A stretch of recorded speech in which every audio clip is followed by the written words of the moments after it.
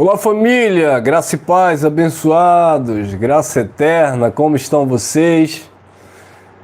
Vamos que vamos crescer na graça e no conhecimento? Obrigado a vocês que já estão aí conectados aí conosco, vocês aí já nos comentários, deixa teu like e vamos compartilhar mais um entendimento da palavra. E o tema é não se importando de ter conhecimento de Deus. Esse é o tema. Você sabia que muitas pessoas não se importam de ter conhecimento de Deus porque não querem ter responsabilidades? Muitos filhos de Deus, diga-se de passagem, eles têm, sabe, na sua mente, no seu entendimento, de questões que ele sabe que aquilo não agrada o Criador. Ele sabe muitas vezes que caminhos que ele tem tomado vai levar ele à ruína, vai levá-lo à destruição. Muitas atitudes que muitos filhos de Deus têm tido, sabe que vai prejudicar a si mesmo e também prejudicar o próximo. Mas essas pessoas simplesmente se isentam de qualquer tipo de responsabilidade ou comprometimento para com Deus, para com o Criador. Eles não querem desenvolver um relacionamento de temor e de responsabilidade com Deus, porque eles não querem prestar conta diária, sabe? Não estou dizendo prestar conta como o sistema religioso entende. No dia do juízo vai prestar conta a Deus. Não, não é isso. É que as pessoas não querem mesmo dar satisfação a ninguém. E quando eu digo a ninguém aqui, eu me refiro ao Criador. Então assim, o sistema religioso, ele ensina, ele prega que as pessoas, devem temer a Deus, mas existe ali a manipulação humana religiosa, onde o critério de temer a Deus é se você teme a sua liderança. Então, são os próprios líderes que julgam se você é temente a Deus ou não. Então, o pastor do sistema, ele diz assim: olha, aquele irmão, ele é um temente a Deus. Ele não sabe o que aquela pessoa anda fazendo no seu particular. Ele não conhece o coração daquela pessoa, a mente daquela pessoa. Diga-se de passagem, só Deus conhece. Deus sonda a mente e os corações. Então, aquela pessoa ali que está dentro da religião, muitas vezes é um hipócrita. Não estou generalizando, tá? Muitas vezes é um hipócrita, mentiroso, sabe? Um sem caráter, uma pessoa falsa, uma pessoa maliciosa. Mas diante do líder, diante do pastor, ele é um dizimista fiel, ele é um praticante assíduo das reuniões, ele se sujeita, entre aspas, ao pastor, ele obedece às diretrizes do líder, ele participa dos projetos, ele participa de todo o andamento ali, do engajamento, do desenvolvimento daquele ministério, daquela instituição que ele faz parte. Ele alcança lugares elevados, religiosamente falando, dentro desse contexto de sistema religioso. Então, o seu líder, aquele que o cobre, espiritualmente falando, como eles dizem, o pai na fé, o seu pastor presidente, ele diz: não, esse homem aí é um homem temente a Deus, é um homem que obedece a Deus, e muitas vezes não é abençoado, não é de jeito nenhum. Eu conheço casos do tipo, que a pessoa lá era isso, era músico, era pregador, isso, aquilo, mas nos bastidores da vida era um verdadeiro diabo, esse sendo o verdadeiro diabo, um opositor, um contraditor, totalmente anticristo, no sentido de não se sujeitar ao evangelho, nem se submeter e não temer na sua prática em relação a Deus. Porque uma coisa é dizer que teme da boca para fora, e outra coisa são as atitudes, as ações demonstrar, ou nas suas ações demonstrar de fato que ele é um temente a Deus. Então muitas pessoas se isentam de ter conhecimento de Deus porque não querem assumir essa responsabilidade de dar satisfação a Deus.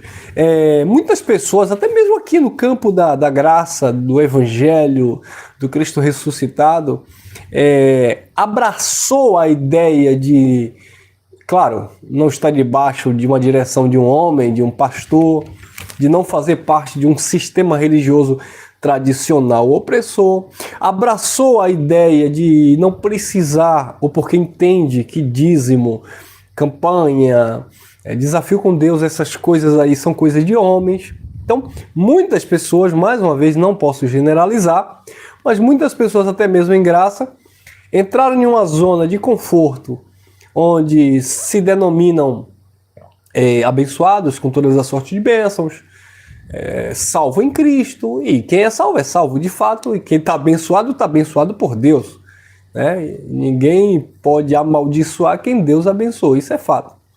Mas a questão é que muitas pessoas se apropriam dessas verdades, mas na prática se tornam meias verdades.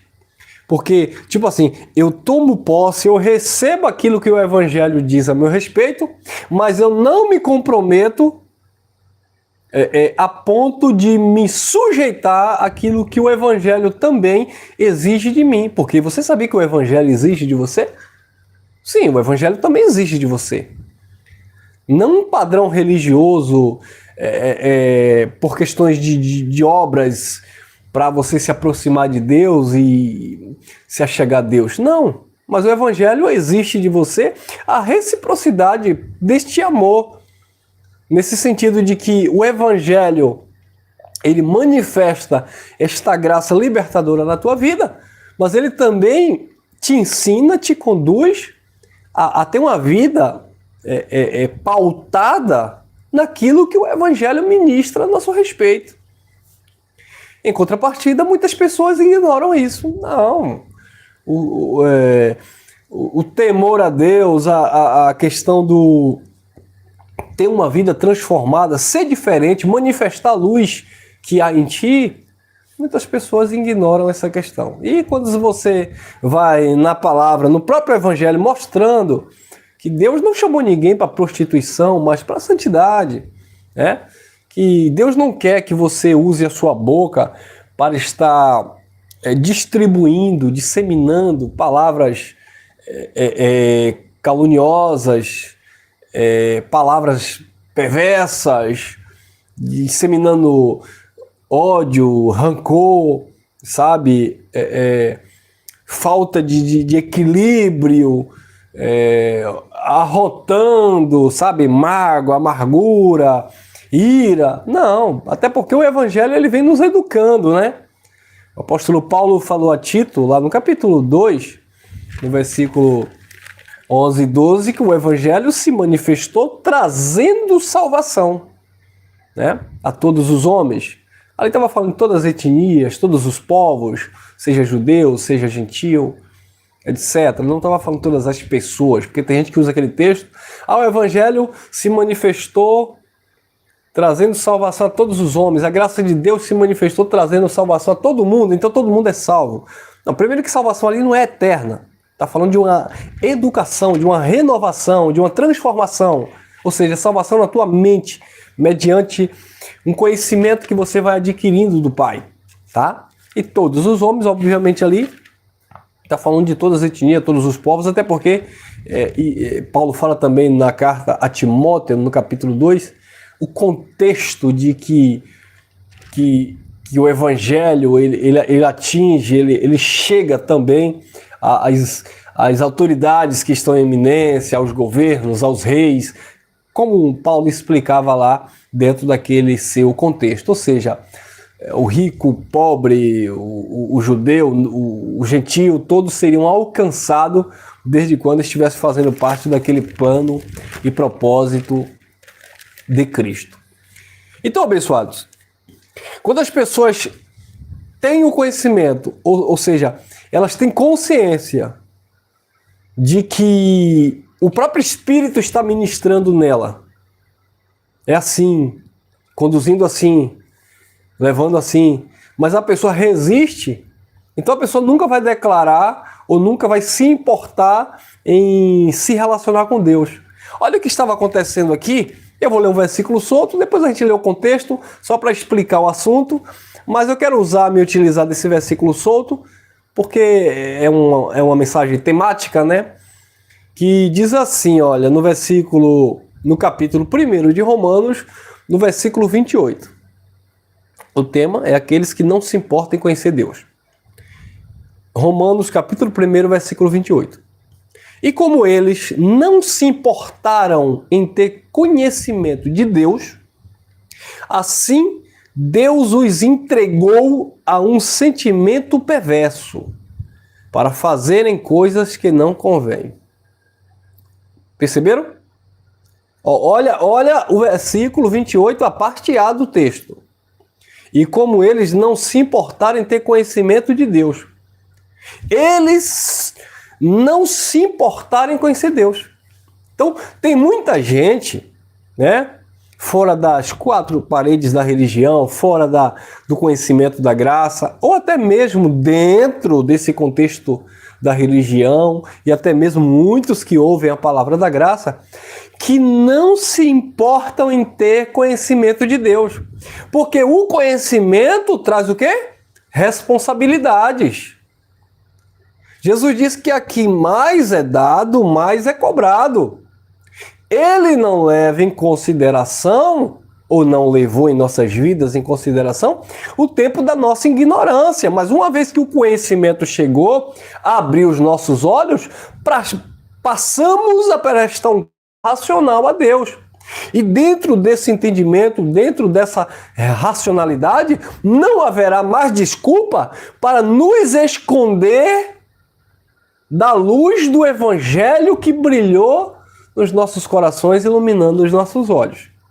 Mas, todavia, entretanto, a gente pode usar esse texto para entender que até hoje, como eles não se importaram em ter conhecimento de Deus, até hoje, muitas pessoas não se importam em ter conhecimento de Deus. Eles têm consciência, mas eles não querem assumir um comprometimento. Então eles fingem, disfarçam em não ter conhecimento. Fazem de quê? De desentendido. Ah, não, mas eu não entendo dessa forma, eu não vejo dessa forma. Você não vê dessa forma, não. Você não quer enxergar da forma que realmente é. Se você for olhar para a história, por exemplo, lá no Éden, né? Adão, ele simplesmente queria se isentar da responsabilidade. Estava lá a árvore do conhecimento do bem e do mal. Deus disse, não coma desta árvore. E quando ele comeu, naturalmente, ele teve o conhecimento do bem e do mal. Então o conhecimento chegou na sua vida. Então ele conheceu Deus. E ao conhecer Deus, ele passou a ter uma consciência do bem e do mal. E aí, quando Deus chega para ele, Adão, por que você está se escondendo?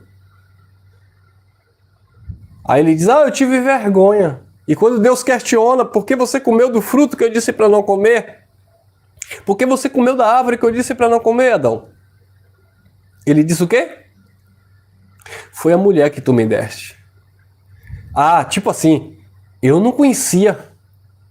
Eu não sabia. Sabia sim, que Deus falou para ele. Deus ordenou, não coma. Mas ele comeu.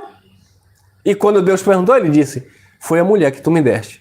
Então sempre assim, muitas pessoas não querem, não se importam de ter conhecimento de Deus, para todas as vezes que errarem, jogar a responsabilidade, terceirizar a culpa. No sistema religioso, não fui eu, foi o diabo. A mulher traiu o esposo, não foi ela não estava em si, foi a pombagira. O marido traiu a esposa, não foi o homem, foi o espírito da prostituição. Porque a pombagira, para quem não sabe, no sistema religioso, é o demônio feminino, né? Da sexualidade, da promiscuidade sexual, do adultério. E o espírito da prostituição é o demônio masculinizado que ataca, que se apodera do homem, né? Interessante isso, né? Até nisso a religião nos surpreende. Aliás, nada da religião mais nos surpreende. Mas enfim. O camarada enche a cara de cachaça, perde os sentidos, o raciocínio, apronta, bate na mulher, faz isso, faz aquilo. O pastor diz, não, foi Zé Pilintra. Agora, de onde foi que ele tirou esse Zé Pilintra? Que fez aquele homem beber? Então, sempre é assim. O camarada, ele não tem responsabilidade na empresa, no trabalho, chega tarde, sabe? Aí o patrão demitiu. Ah, já sei, foi trancar a rua. Como assim? Sempre terceirizando a culpa, porque como eles não se importam de ter conhecimento de Deus. Eu não quero ter conhecimento de Deus, porque aí eu vou ter motivo para terceirizar a culpa. Foi ele, foi ela, foi Deus, foi o diabo, foi o pastor, foi Elson. Opa, calma aí, meu irmão. Calma aí. Seja responsável por você mesmo, pelas suas atitudes. E como eles não se importaram em ter conhecimento de Deus, o que foi que Deus fez? Deus os entregou um sentimento perverso para fazerem coisas que não convêm. Eles não se importaram em conhecer Deus, Deus deixou. Deus entregou aqui, é Deus dizendo assim, ó, se vire. Assuma as consequências. Vai colher o que você vai plantar. Entendeu, abençoados? Deus os entregou. Deus abriu mão. Para quê? Para que eles venham viver na perversidade e, naturalmente, comer o fruto dos seus lábios ou da sua prática. Viver aquilo que eles mesmos propuseram em viver, porque não quiseram ter conhecimento de Deus, porque não queriam ter responsabilidade para com Deus. Aí detalhe, meu irmão, e hoje quando a gente conhece o Evangelho da Graça, não tem jeito. O que tem de gente, o que tem de irmãos, filhos de Deus, com a consciência pesada, porque quando estava no sistema religioso, estava no tempo da ignorância, tinha suas desculpas, mas recebeu a palavra da graça agora, até pregava o Evangelho da Graça, não tem mais jeito. Não tem para onde voltar. Não estou dizendo que perdeu a salvação. Quem é filho é filho. Mas não querem, sabe, crescer na graça e no conhecimento para nutrir a fé e naturalmente desenvolver e andar nas obras que o Pai preparou de antemão, por não se importar para dar um bom testemunho, não para serem, mas porque são filhos, porque representam ou deveriam representar o reino inabalável de justiça, porque deveriam velar por ter um caráter transformado mediante a palavra da graça, aí querem se isentar dessas responsabilidades. Eu não quero mais ter conhecimento de Deus. Deus entrega a um sentimento perverso para fazerem coisas que não convêm. E a cada coisa que a gente tem o desprazer de ver o testemunho de muitos que se diziam estar em graça. Infelizmente. E não adianta dizer, você está julgando, na graça nós somos livres. Na graça nós somos livres e eu não estou julgando ninguém. Agora a gente conhece a árvore pelos frutos. Nós temos visto, eu tenho percebido nas entrelinhas, pessoas que conheciam a palavra da graça, que pregavam o Evangelho da Graça, que estão vivendo uma vida, sabe, totalmente longe daquilo que o Evangelho nos apresenta. Uma coisa é você se justificar, uma coisa é você se apropriar de textos da graça para se cobrir. Mas outra coisa é o que está escancarado, e quando nós olhamos para o Evangelho e contemplamos essas atitudes, percebemos que não tem nada a ver com o Evangelho do Cristo ressuscitado. Ah, irmão, mas a palavra de Deus diz para ninguém conhecer segundo a carne. Oxalá, ainda bem, quem dera. Mas uma coisa é Deus não te conhecer segundo a carne, porque Deus é Pai do teu espírito. Outra coisa é eu entender que você, filho de Deus, é o espírito, que eu, filho de Deus, não é essa carne, é o espírito. Mas outra coisa é a gente entender que não tem como, meu irmão, queira quer não, tudo que nós venhamos a praticar, fazer e transmitir através deste corpo ambulante na terra, isso vai pesar na balança, não diante de Deus, mas diante dos homens. Então não é fazendo um pré-julgamento, é vendo conscientemente. Então nós precisamos rever os nossos conceitos em relação ao Evangelho, porque de hipocrisia e farisaísmo bastava no sistema religioso, ou basta no sistema religioso, onde a mentira impera, onde a injustiça prevalece, onde o engano em nome de Deus é propagado. E a gente vê, de fato, que não tem nada a ver com aquilo que o Evangelho diz a nosso respeito.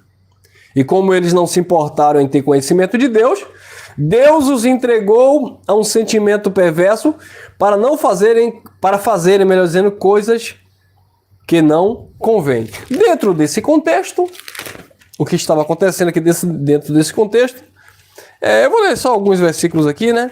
Versículo 18 em diante, porque diz assim: porque do céu se manifesta a ira de Deus sobre toda a impiedade e injustiça dos homens. Ó, impiedade e injustiça dos homens. Deus não é injusto e Deus não pactua com a impiedade. A impiedade e injustiça procede dos homens. Então o mal que o homem pratica não vem de Deus, vem da sua natureza, que é caída, que é fraca. Mas quem fez a carne? Quem criou todas as coisas?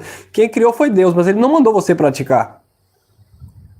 Caim era um filho da perdição, mas Deus não deu, o porrete para Caim matar Abel. Adão era um filho da perdição, estava lá para construir uma história, um propósito. Mas a ordem que Deus deu foi: não coma. Então, observe que Deus criou todas as coisas, formou todas as coisas e deu responsabilidade aos homens. Então, quando o homem tem essa conscientização de responsabilidade, ele vai, naturalmente, se responsabilizar pelos seus atos. Não tem como culpar a Deus. Ah, mas Deus escolheu Jacó, os gêmeos não tinham nem nascido, nem feito bem ou mal, para que o propósito de Deus ficasse firme. Deus escolheu, amou Jacó e aborreceu Esaú.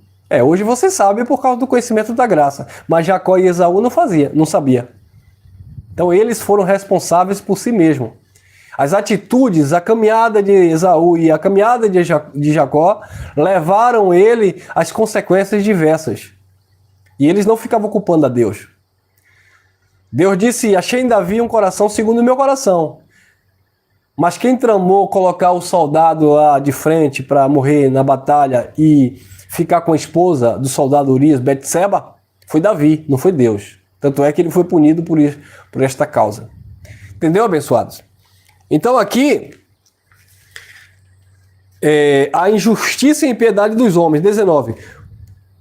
Porquanto o que de Deus se pode conhecer, nele se manifesta, porque Deus o manifestou. 20. Porque as suas coisas invisíveis, desde a criação do mundo, tanto o seu eterno poder como a sua divindade, se entendem e claramente se vê pelas coisas que estão criadas, para que eles fiquem inexcusáveis, inescrutáveis ou sem desculpas diante de Deus. Por mais que você não conheça um texto bíblico, por mais que você nunca tenha pisado os seus pés dentro de um templo religioso, as coisas existentes, as coisas que você vê demonstra a justiça de um Deus bendito, criador e soberano. E só em ver e contemplar a grandeza através da criação desse Deus, que embora não necessariamente você precisa ler um texto bíblico, porque você não depende da Bíblia para acreditar em Deus. Tem gente ficando frustrado e se denominando ateu, porque se frustrou com tradução errada da Bíblia e textos infundáveis, incoerentes. Uau, que lindo! Você não depende da Bíblia para acreditar em Deus. A Bíblia, o Evangelho que se encontra na Bíblia, te dá até um suporte, te melhora o entendimento, mas não necessariamente te convence da existência de Deus, porque Deus não precisa de letra ou de doutrina legalista ou da graça para convencer ninguém de que ele existe. Ele existe, ou ele é, melhor dizendo, ele não existe. Ele é quem ele é. E a tua consciência te denuncia, a tua consciência comprova, e a sua consciência mostra e te convence de que ele é quem é.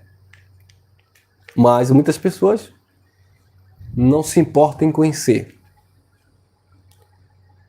Porque, 19, porquanto o que de Deus se pode conhecer, nele se manifestou, ou se manifesta, porque Deus lo manifestou. 20, porque as suas coisas invisíveis, desde a criação do mundo, tanto o seu eterno poder como a sua divindade, se entendem e claramente se vê pelas coisas que estão criadas, para que eles fiquem inexcusáveis. 21, porquanto, tendo conhecido Deus... Olha que interessante, 21. Porquanto, tendo conhecido Deus... então conheceram. Então tinham consciência de Deus. O problema é que eles não queriam compromisso com Deus. Olha o 21. Portanto, tendo conhecido Deus, não glorificaram como Deus, nem lhe deram graças. Antes, em seus discursos se desvaneceram e o seu coração insensato se obscureceu. Dizendo-se sábios, tornaram-se loucos. Eu vou ler o 21 e o versículo 28 para a gente analisar melhor o assunto. 21. Porquanto, tendo conhecido Deus, não glorificaram como Deus, nem lhe deram graças. Antes, em seus discursos, se desvaneceram e o seu coração insensato se obscureceu. Porquanto, tendo conhecido Deus. Agora o 28. E como eles, os mesmos que tinham conhecido Deus, do versículo 21. Olha lá. Os mesmos que conheceram Deus, que tinham conhecido Deus. Do versículo 21. Versículo 28. Romanos, capítulo 1. Eu li o versículo 21, agora eu vou ler o versículo 28. E como eles se não importaram de ter conhecimento de Deus, quer dizer, tinham tido conhecimento de Deus, mas eles não se importaram. E como eles não se importaram de ter conhecimento de Deus, assim Deus os entregou um sentimento perverso para fazerem coisas que não convêm. Viu aí? Então não é que eles não conheciam Deus. Eles até conheciam, mas eles não se importaram. Não deram crédito. Não quiseram ter compromisso. Tendo conhecido Deus, não deram graças a Deus. Eles não se importaram em ter conhecimento de Deus. E por isso Deus os entregou a um sentimento perverso. Olha outra passagem que corrobora perfeitamente com esse assunto. 2 Tessalonicenses, capítulo 2. 2 Tessalonicenses, capítulo 2. Deixa eu ver se é isso mesmo. Vamos lá. Segunda carta de Paulo aos Tessalonicenses, capítulo 2, versículo 11 e 12. Diz o apóstolo Paulo. E por isso, Deus lhes enviou, ou lhes enviará, dependendo da tradução, a operação do erro para que creiam na mentira, para que sejam julgados todos os que não creram na verdade, antes tiveram prazer na iniquidade.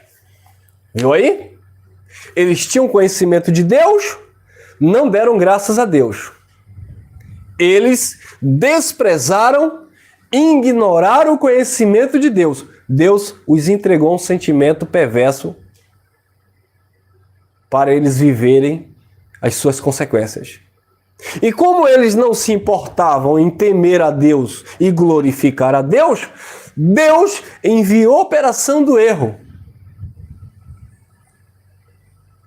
Como eles não amaram a verdade, mas amaram a iniquidade, eles foram naturalmente conduzidos e, consequentemente, responsabilizados pelos seus atos e pelas suas práticas. Viu aí, abençoados? Então, o Evangelho ele é libertador, transformador, educador. Mas o Evangelho, acima de tudo, ele gera nos filhos de Deus, nos verdadeiros adoradores, temor. Então, o apóstolo Paulo chega a dizer na carta aos Filipenses que eles deveriam exercitar a salvação com temor e tremor diante de Deus. Então, abençoados, o Evangelho é isso. O Evangelho, ele traz essa consciência pura, essa responsabilidade, sabe? Esse temor. E não uma coisa banal, sabe? Descompromissada. De Deus, eu não estou falando do homem, eu estou falando de Deus e para com Deus. Outro texto que se encontra em Hebreus, e eu encerro. Olha Hebreus capítulo 6, deixa eu ver se é isso mesmo. Olha lá, Hebreus, carta aos Hebreus, capítulo 6, olha lá, carta aos Hebreus, capítulo 6, eu vou ler o versículo 4 em diante, que diz assim, ó: porque é impossível que os que já uma vez foram iluminados e provaram o dom celestial e se fizeram participantes do Espírito Santo, 5.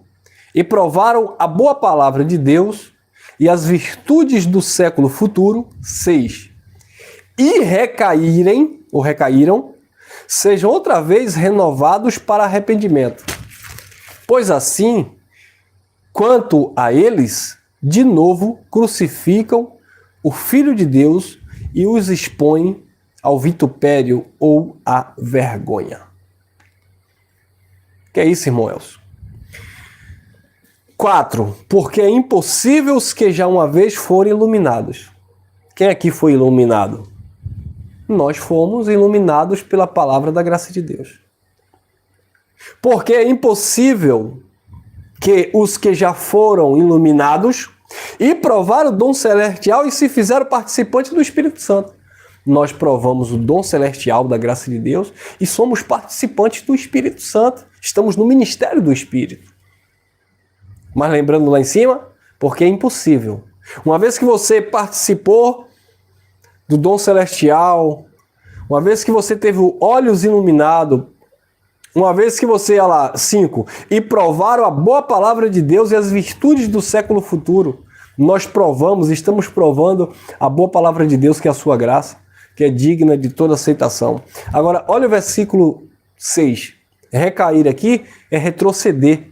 É a mesma palavra que Paulo libera lá na igreja aos Gálatas, na carta aos Gálatas, quando ele diz no versículo 5 em diante: permaneceis, pois, firmes na liberdade com que Cristo vos libertou, e não vos torneis a colocar de novo debaixo de jugo de servidão. Tornar de novo debaixo de jugo de servidão é justamente recaírem da graça de Deus, regredirem, voltar à sua velha criatura, ou a velha natureza, ou a velha prática religiosa, por assim dizer. Então, versículo 6 da carta aos Hebreus, no capítulo 6, vai dizer: e recaíram, ou seja, retrocederam, decaíram, sejam outra vez renovados para arrependimento. Vai ser renovado para onde mais? Uma vez que você... Olha o processo gradativo. Você estava, como diz o sistema, no mundo. Aí você aceitou Jesus, foi para a igreja, foi para o sistema religioso, seja lá ele qual for. Aí dentro do sistema religioso, Deus foi abrir os teus olhos. Hoje você tem olhos iluminados. Provou a boa palavra, o dom celestial. Se você recair desta graça, ou decair desta graça, retroceder desta graça, você vai agora para onde? Não há mais lugar para arrependimento. Tipo assim, bom, eu vou decair da graça, agora eu vou para outro lugar superior. Que outro lugar? Eu vou para uma outra aliança. Que outra aliança? Só se fizerem igual muitos estão fazendo. Estava no sistema, estava no mundo, saiu do mundo, foi para o sistema. Estava no sistema, saiu do sistema, recebeu a graça. Estava na graça, saiu da graça, foi para uma tal de uma terceira plenitude. Estava na terceira plenitude, saiu da terceira plenitude, foi para o reino eterno. Estava no reino eterno, agora viraram ateus. Viu aí? Porque uma vez que você recaiu, uma vez que você teve olhos iluminados, provou o dom celestial, se fez participante do Espírito Santo, provou da boa palavra e das virtudes de Deus, recaiu disso aí, decaiu desta graça, não há mais lugar para arrependimento, não existe mais possibilidade de você alcançar um outro tipo de conhecimento que te possa manter-se salvo na mente. Não tem como mais. Não existe não existe um plano B, um outro caminho, uma outra alternativa. Porque o conhecimento da graça é o estágio final do descanso dos filhos de Deus. Uma vez que o Filho de Deus alcançou este conhecimento em graça, acabou. Agora ele vai descansar, literalmente, com a sua mente em Cristo e entender que quando ele partir daqui, as mansões celestiais acabou. Que tudo já está garantido, tudo já está consumado, que tudo já está realizado no homem interior, que agora não existe mais nada que ele possa fazer para alcançar um outro conhecimento, um outro entendimento, uma outra coisa, porque não existe mais nada, porque todas as coisas já convergiram, já congregaram em Cristo. E você está perfeito, completo nele. Amém, abençoados? Quem recebe esta palavra? Então eu espero que você tenha entendido, porque uma vez que você teve olhos iluminados, provou a boa palavra, o dom celestial, se recaiu disso, se decaiu desta graça, e agora se denominou ateu, ou voltou para o sistema religioso, ou voltou às práticas carnais da vida, sem nenhum tipo de comprometimento e temor a Deus, ou buscou outras alternativas, como virar ateísta, por assim dizer, nada contra os ateus verdadeiro. Tô falando contra esses ateístas aí, Nutella, né? Frustrados com a vida, tá bom? Ateu convicto, eu respeito. Ele é ateu convicto, acabou. Entenderam, abençoado? Então, não haverá mais lugar para arrependimento, pois assim quanto a eles, essas pessoas, de novo estão crucificando o Filho de Deus e expondo ao vitupério. Então, essas pessoas que decaíram da graça de Deus, é como se estivessem novamente crucificando Cristo. Mas afinal de contas eles não estão preocupados com isso, porque para muitos deles Cristo não existe, Cristo não é, Cristo não faz sentido, então paciência.